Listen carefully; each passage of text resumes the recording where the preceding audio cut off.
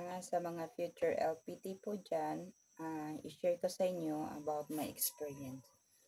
Kasi po ngayon ang mga repeater, hindi na po kaagad mapiprint yung NOA ninyo. So, kailangan nyo pa magpunta ng PRC para po makuha yung inyong NOA. So, ang gagawin nyo lang po ay i-prepare nyo yung mga complete documents para i-submit doon sa PRC. Ang na-prepare kong mga documents ay birth certificate, marriage contract, good moral, passport, picture with name tag, and application form, then NOA. Yun po yung dinala ko doon.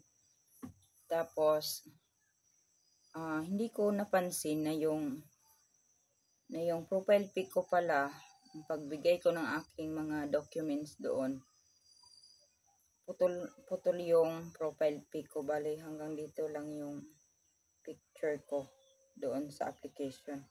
So, hindi po tinanggap ni PRC. Kailangan daw po yung whole hanggang dito, makikita yung ulo ninyo. So, ginawa ko, pinag-edit sa akin yung application form. Tapos, ipinrint ko pa siya, pero hindi na pala yun kailangan. Kailangan nyo lang i-edit yung nasa application form nyo. Tapos, i-check na nila doon.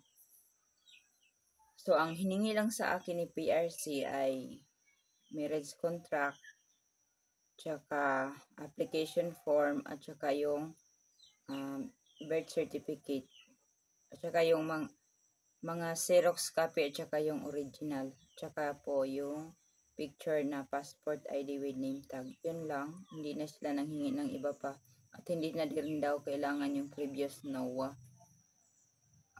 So, yan lang po ang na-experience ko doon nung ako ay kumuha ng aking NOA. So, yan lang po, and bye-bye future LPT. God bless you all.